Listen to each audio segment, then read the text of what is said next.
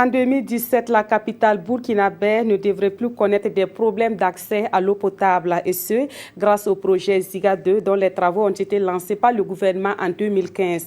Près d'une année après le début de ce projet, l'Office national de l'eau et de l'assainissement a fait le point des travaux à la presse et la conférence de presse a été suivie d'une visite de terrain. Des détails avec Roger Kam et Estelle Judith Assorba.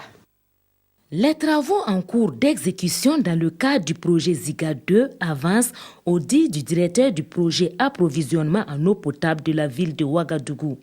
À la date d'aujourd'hui, ces travaux sont estimés à 70% et si tout se passe comme prévu, l'eau de Ziga pourra être acheminée à Ouagadougou en mars 2017.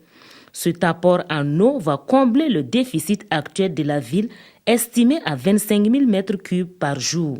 La réponse du projet au problème d'accès à l'eau potable de la ville de Ouagadougou va se manifester à deux niveaux.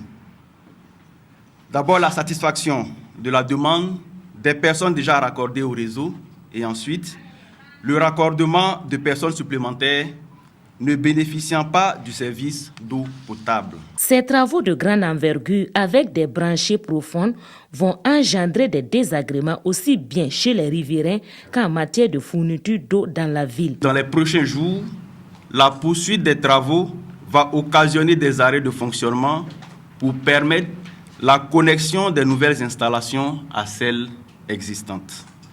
Cela va entraîner de longues interruptions de la fourniture d'eau sur le réseau. En temps opportun, une campagne de communication informera la population. Toutefois, nous invitons la population à plus de vigilance dans les zones des travaux et plus particulièrement pour les enfants. Une des missions de l'ONEA est d'assurer un approvisionnement en eau potable adéquat des populations des centres urbains. Et pour le cas de Ouagadougou, le projet Ziga reste la solution à la pénurie d'eau jusqu'à l'horizon 2030.